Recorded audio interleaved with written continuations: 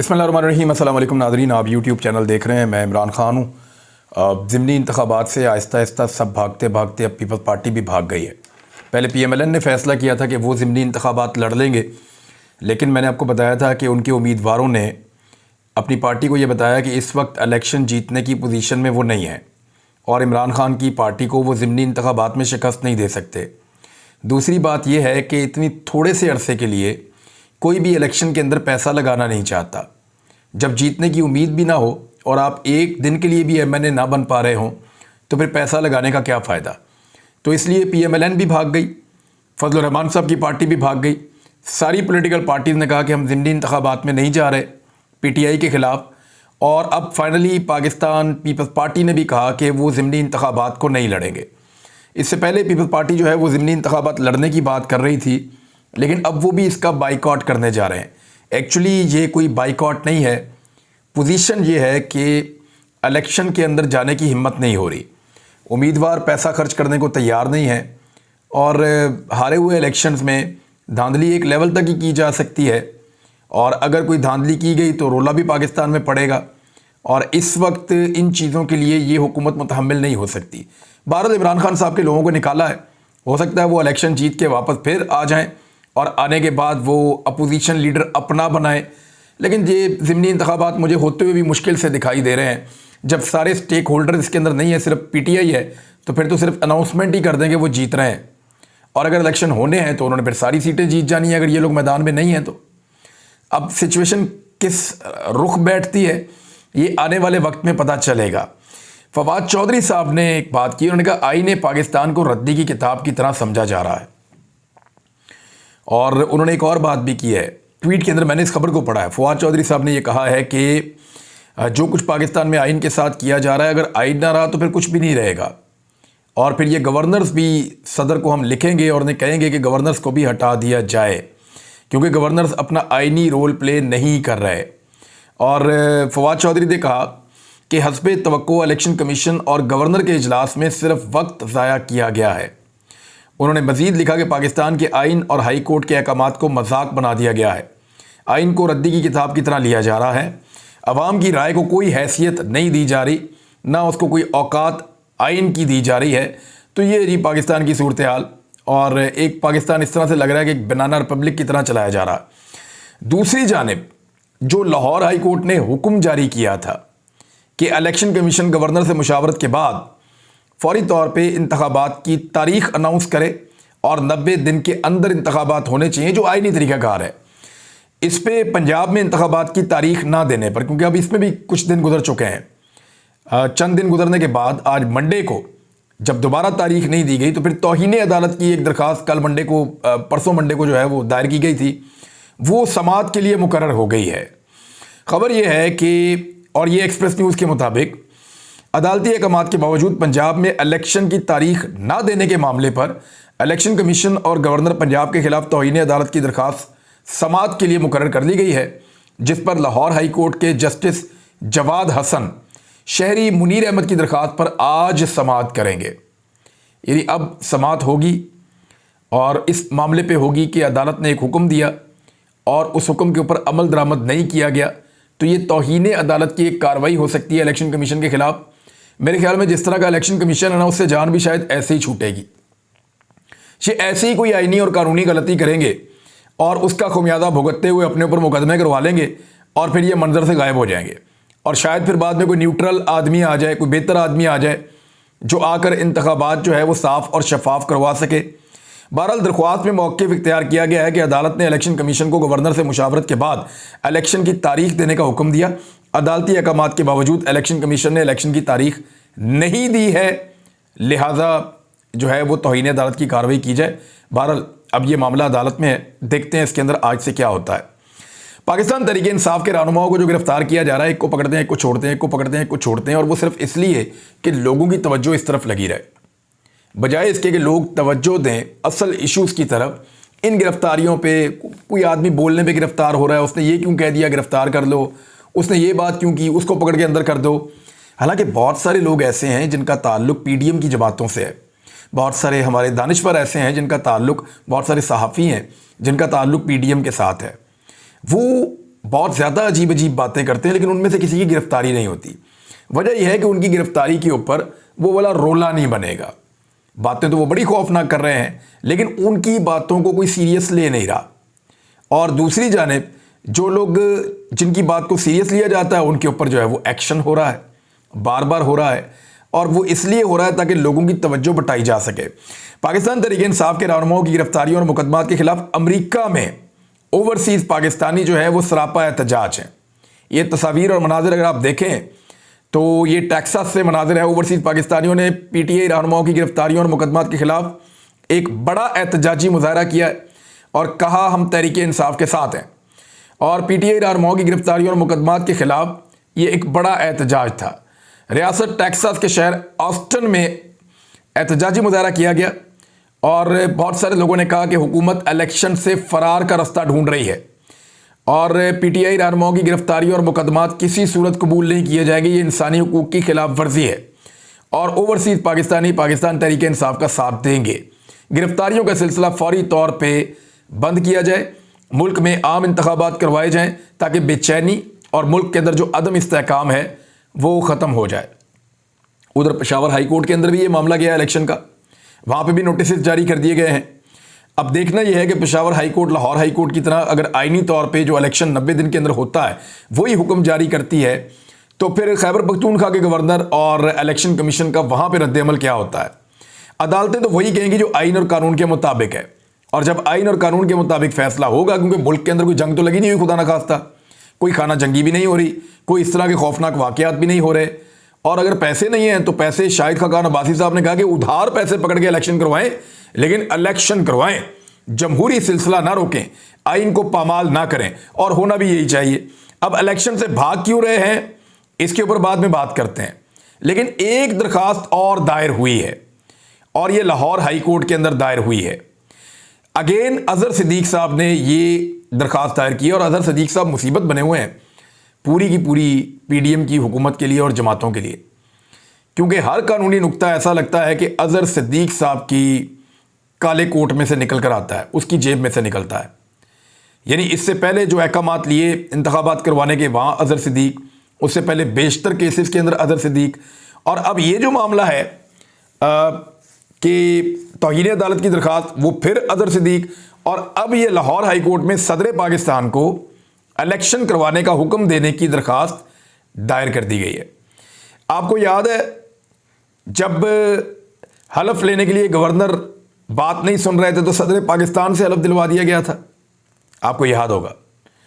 तो ये इस तरह की चीज़ें की जाती हैं और अदालत ऐसे अहकाम जारी कर सकती है कि अगर ये हलफ नहीं ले रहे तो गवर्नर की जगह सदर हलफ ले लें। तो अब सदर, क्योंकि फंक्शंस जो हैं वो गवर्नर सारे जो हैं वो सदर के अंडर काम करते हैं और सदर उनका तकर्रुर करते हैं प्राइम मिनिस्टर की एडवाइस के ऊपर, तो सदर के पास वो इख्तियारात मौजूद होते हैं। तो लाहौर हाई कोर्ट में सदर पाकिस्तान को इलेक्शन करवाने का हुक्म देने की दरखास्त दायर की गई है, जिसमें गवर्नर पंजाब इलेक्शन कमीशन के खिलाफ कार्रवाई का हुक्म देने की भी इस्तदा की गई है। पंजाब में इंतखाबात के लिए तारीख ना दिए जाने के मामले पर लाहौर हाई कोर्ट में सदर पाकिस्तान को इलेक्शन कराने का हुक्म देने की दरखास्त दायर कर दी गई है और अगेन अजहर सिद्दीक एडवोकेट की वसातत से दायर की गई है, जिसमें सदर पाकिस्तान, गवर्नर, निगरान वज़ीर आला और इलेक्शन कमीशन को फरीक बनाया गया है। मौक़िफ़ इख्तियार किया गया कि 10 फरवरी को हुक्म दिया अदालत ने, और आज 5 दिन हो गए इस बात को, आज 10 के बाद 11, 12, 13, 14, 15, आज 5 दिन हो गए हैं। और उसमें उन्होंने ये कहा कि 10 फरवरी को हुक्म दिया कि इलेक्शन करवाए जाएँ। इलेक्शन करवाने से मुतल्लिका फ़रीक़ैन को ख़त भी लिखे गए। दरख्वास्त गुजार ने कहा कि 12 फरवरी रात को इलेक्शन प्रोसेस की कार्रवाई का वक्त पूरा हो गया। इलेक्शन कमीशन और गवर्नर अपनी आईनी जिम्मेदारियां अदा नहीं कर रहे। गवर्नर और इलेक्शन कमीशन तौहीन अदालत के मुर्तकिब हो रहे हैं और इस्तदा की गई अदालत आईन पाकिस्तान के मुताबिक सदर पाकिस्तान को इलेक्शन करवाने का हुक्म जारी करे, जबकि गवर्नर पंजाब और इलेक्शन कमीशन के खिलाफ कार्रवाई का हुक्म देने की भी इस्तदा की जाए सदर पाकिस्तान से। अब ये एक दरख्वास्त दायर हो गई है और ये एक ऐसी चीज़ है जिससे हुकूमत को परेशान होना चाहिए और पीडीएम के लिए ये कोई अच्छी खबर नहीं है। अगर हाई कोर्ट ये कह देती है कि ठीक है, अगर इलेक्शन कमीशन नहीं कर रहा और या गवर्नर इलेक्शन कमीशन के साथ कोऑपरेट नहीं कर रहे तो सदर पाकिस्तान इलेक्शन कमीशन से बात करें और उनको एक तजवीज़ दें या कोई एडवाइस दें जिसके मुताबिक इंतखाबात हो सकें। अब PMLN क्यों इंतखाबात से भाग रही है, ज़रा उस तरफ आ जाते हैं। मुल्तान के बाद कराची में भी वही वाला नारा लग गया जो मरीम नवाज़ साहब को बड़ा पसंद है। उन्होंने इमरान खान के खिलाफ भी लगवाया इस तरह का नारा एक, लेकिन एक्चुअली वो नारा मरीम नवाज़ के खिलाफ बना है। और मुल्तान के स्टेडियम में ये नारा गूंजता रहा, लोग क्रिकेट देखने आए, वहाँ पे भी सियासत घुस गई है। और मुल्तान के स्टेडियम के अंदर भी लोग ये नारा लगा रहे थे कि मरीम के पापा चोर हैं, मरीम के पापा चोर हैं। एक बंदा कहता है मरीम के पापा, बाकी सारे कहते हैं चोर है। तो इस तरह के जो नारे हैं वो पहले मुल्तान के अंदर लगे, वही वाले नारे अब जो है वो कराची के अंदर लग रहे हैं। तो लोगों के जज्बात PMLN के बहुत खिलाफ हैं और इस बात का PMLN को पता है। वो कैसे? राणा सनाउल्लाह साहब ने आज हामिद मीर साहब को एक इंटरव्यू दिया और उसमें उन्होंने अपनी शिकस्त का एतराफ़ किया है। उन्होंने कहा कि जो कामयाबी जिसकी हम तवक्को कर रहे थे या जिसकी हमें उम्मीद है या जो हमें लगता है कि हमें मिलनी चाहिए थी, वो अब हमें मिलती हुई नज़र नहीं आ रही। राणा सनाउल्लाह साहब ने बाशगाफ अल्फाज में एतराफ़ शिकस्त किया है कि PMLN जो है, जिस कामयाबी के लिए हम उम्मीद कर रहे थे, हम अपने आप को समझते हैं कि हम डिज़र्व करते हैं वो कामयाबी, वो अब हमें दिखाई नहीं दे रही। पब्लिक के अंदर हमें वो कामयाबी नहीं मिलेगी और इसी वजह से ये सब लोग इलेक्शन से दूर दूर दूर दूर भाग रहे हैं। अब नवाज शरीफ और मरीम नवाज़ के लिए सिर्फ ये एक प्रॉब्लम नहीं है, एक प्रॉब्लम और भी पैदा हो गया है। वो प्रॉब्लम मैं आपको बताता हूँ, लेकिन PMLN कोशिश कर रही है। और इसमें देखें, आपको तारीफ तो करनी पड़ेगी मरीम नवाज़ की। जितने बुरे भी हालात हों, चाहे उन्होंने इन हालात में इस पार्टी को पहुंचाया है, मरीम नवाज़ की नफरत, मरीम नवाज़ की गलत पॉलिसीज़, मरीम नवाज़ की फ्रस्ट्रेशन, उसने इस पार्टी को बहुत बुरी तरह तबाह किया है। लेकिन इसके बावजूद वो हार मानने के लिए तैयार नहीं है। वो अपनी पार्टी के अंदर आइन को तब्दील कर रही हैं, वो अपनी पार्टी को मुतहर्रिक करने की कोशिश कर रही हैं। गो कि उसका उल्टा इम्पैक्ट हो रहा है, पार्टी के मजीद लोग नाराज़ हो रहे हैं, लेकिन वो ज़ोर ज़रूर लगा रही हैं। अब वो ज़ोर से पार्टी को नुकसान पहुँचता है या फ़ायदा पहुँचता है, ये एक अलग चीज़ है। नून लीग की तंजीम साजी में बहुत सी अहम तब्दीलियाँ की जाएंगी, पार्टी की आइन के अंदर भी तरमीम की जाएगी और ये सारे फैसले सियासत के अंदर जो नौमौलूद हैं, मरीम नवाज़ जो बिल्कुल नई नई एंटर हुई हैं, वो ये सारे फैसले करने जा रही हैं। दूसरी जानिब मरीम नवाज़ और नवाज शरीफ के ऊपर बहुत ज़्यादा दबाव बढ़ गया है कैप्टन रिटायर्ड सफदर को लेकर। वजह क्या है? जो सीनियर रहनुमा है PMLN के, उन्होंने कैप्टन रिटायर्ड सफदर के ARY न्यूज़ को दिए गए इंटरव्यू पर नवाज शरीफ और मरीम नवाज़ से नाराज़गी का इजहार करते हुए आइंदा इंतखाबात में पार्टी टिकट ना देने का मशवरा दिया है और मुतालबा किया है। यानी जो तफसीलात के मुताबिक ये ज़राए से खबर आई है और वो ये कह रही है कि कैप्टन सफदर के ARY न्यूज़ को दिए गए इंटरव्यू के मामले पर सीनियर रहनुमाओं ने नवाज शरीफ और मरीम नवाज़ से नाराज़गी का इजहार किया है। ज़राए ने बताया कि लीगी की आदत पर पार्टी रहनुमाओं का कैप्टन रिटायर्ड सफदर के खिलाफ कार्रवाई करने के लिए दबाव है। चंद रहनुमाओं ने यह भी कहा कि इनको आइंदा पार्टी टिकट ना दिया जाए और दबाव डालने वालों में लंदन जाकर नवाज शरीफ से मुशावरत करने वाले भी शामिल हैं जो करीबी लोग हैं। और उन्होंने कहा कि मानसरा से किसी और को टिकट दें, कैप्टन सफदर को ना दें। देखें, निशान इबरत तो कैप्टन सफदर को बनाना पड़ेगा। उसकी वजह यह है कि शरीफ खानदान में शिकवा सुनने की रवायत नहीं है।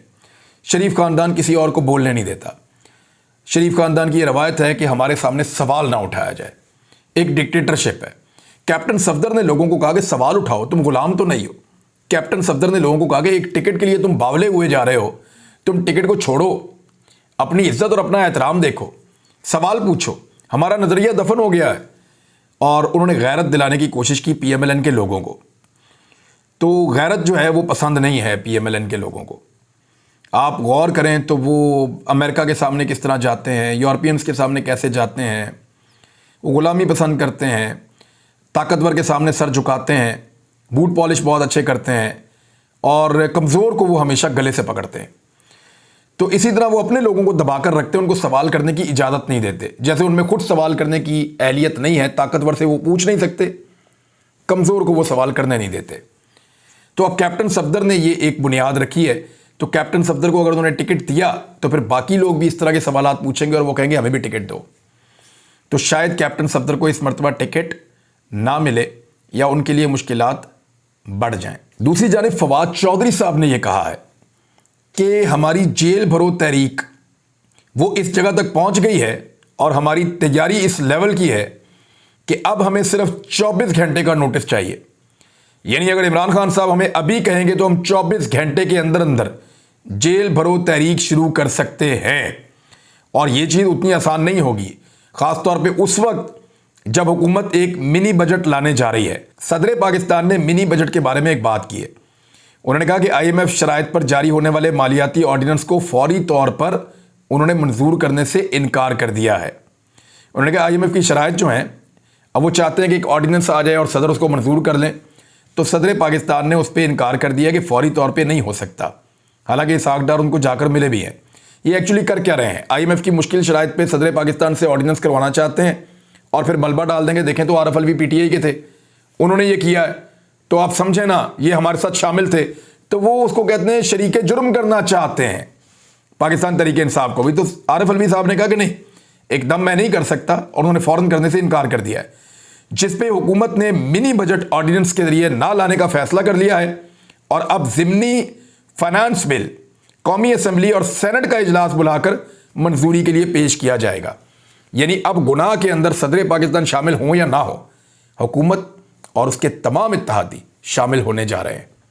यानी ये जो पाकिस्तान के ऊपर महंगाई का बम गिरेगा, हर हुकूमत इसके अंदर हिस्सेदार होगी। हुकूमत की हर जमात, MQM, Peoples Party, PMLN, Fazlur Rahman, ANP, आज़ाद उम्मीदवार जो इनके साथ है, वो ये सारे इस जुर्म में बराबर के हिस्सेदार होंगे जब ये बजट के अंदर ये बिल आएगा और आपके सामने आ जाएंगे ये सारे लोग। तो लोगों को ये नहीं कह पाएंगे कि हमारी वजह से नहीं हो रहा और उसकी वजह से हो रहा है। अच्छा जी, आखिरी और बड़ी इंपॉर्टेंट खबर कि शेख रशीद अहमद अभी तक डटे हुए हैं और वो हार मानने के लिए तैयार नहीं है। उन्होंने साफ कह दिया उन तमाम ताकतों को जो उनको रोज़ाना दबाने के लिए आती हैं कि मैं इमरान खान का साथ नहीं छोड़ूंगा। आप जितना जुल्म करना चाहते हैं, जितना मुझे गिरफ्तार रखना चाहते हैं, जितनी मेरे साथ ज्यादती करना चाहते हैं आप करें, मैं डटा रहूंगा। ये शेख रशीद अहमद का पैगाम है। साथ ही उन्होंने चीफ इलेक्शन कमिश्नर को खत लिखा है कि मैं इलेक्शन लड़ने जा रहा हूं, मुझे लियाकत बाग में एक जलसे की इजाज़त दी जाए और मैं वहां जलसा करना चाहता हूं। मैं आपको दूसरी बार खत लिख रहा हूं। तो शेख रशीद के तेवर ठीक नहीं लग रहे। शेख रशीद का मुकाबला करना भी मुश्किल होगा।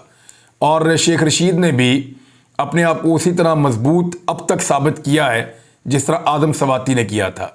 अब तक के लिए इतनी, अपना ख्याल रखिएगा, अपने चैनल का भी। अल्लाह हाफ़िज़।